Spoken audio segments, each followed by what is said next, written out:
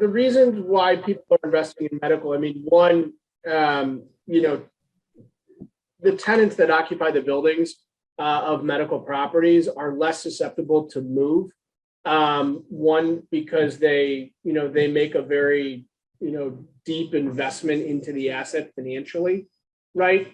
And they don't want to go and recreate that wheel of, you know, that tenant investment into the property every 3, 5, 7 years. They'd rather do it once, establish a patient base in the area, and be there for a very long time. So because of that, right, it creates a situation where people want to own assets where tenants are going to be there for a long time. These tenants implant themselves and create roots that will last a very long time.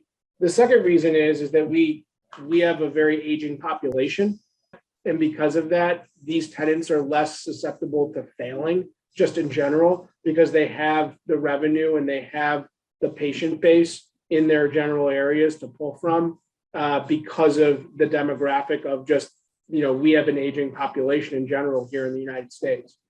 So investing in buildings where, you know, businesses are going to be successful and there's a market for their business and it's only growing is something that obviously people want to invest in, because they think there's a less likely a failure to the business.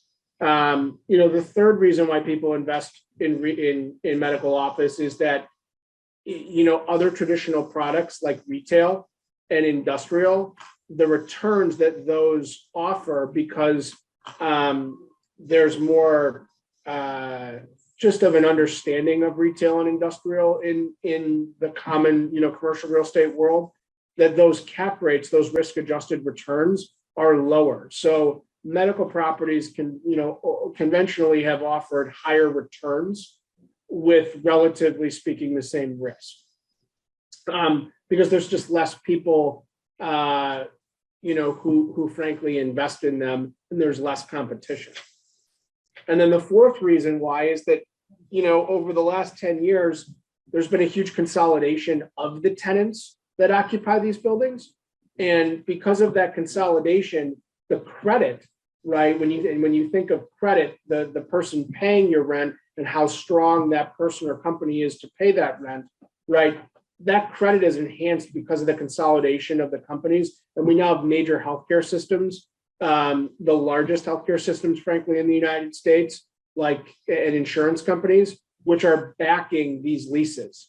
And so you're not relying upon necessarily a doctor group or, you know, or someone that looks like you and I to pay the rent. You're relying on United Healthcare, you know, or Blue Cross Blue Shield, right, to pay your rent. And that's a very different type of company than the typical old, you know, older medical tenants that used to guarantee these leases. So medical offices come into favor because you're now getting big national companies, no different than retail, where we used to have CVS, Duane Reade, Walgreens, Rite Aid backing these leases. Well, now you get a very similar credit on the hook to pay your rent.